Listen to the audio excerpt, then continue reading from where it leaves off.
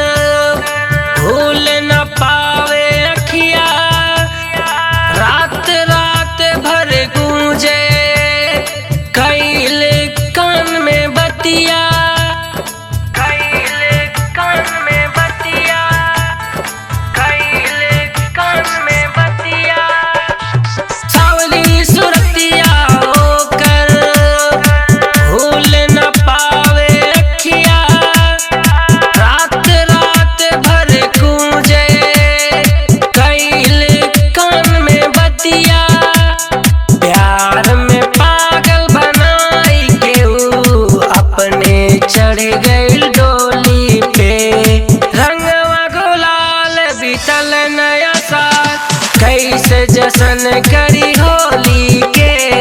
हंस हंस के खेलल रंग भूल नहीं पाई ओकर बोली के। रंगवा गुलाल बीतल नया साल, कैसे जश्न करी होली के। हंस हंस के भूल नहीं पाई ओकर बोली के। हंस हंस के खेलल रंग भूल नहीं पाई ओकर बोली के। हंस हंस के खेलल रंग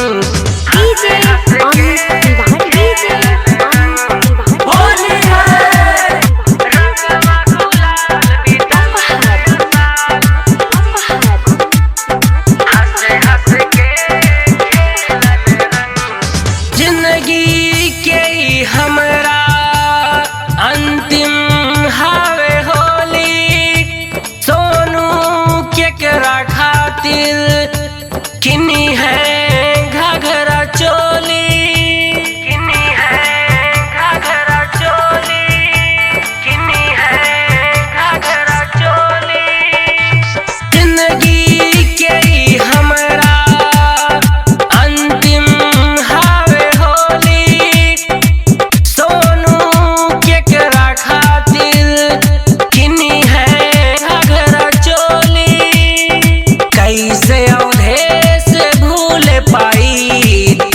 पे मारल गोली के।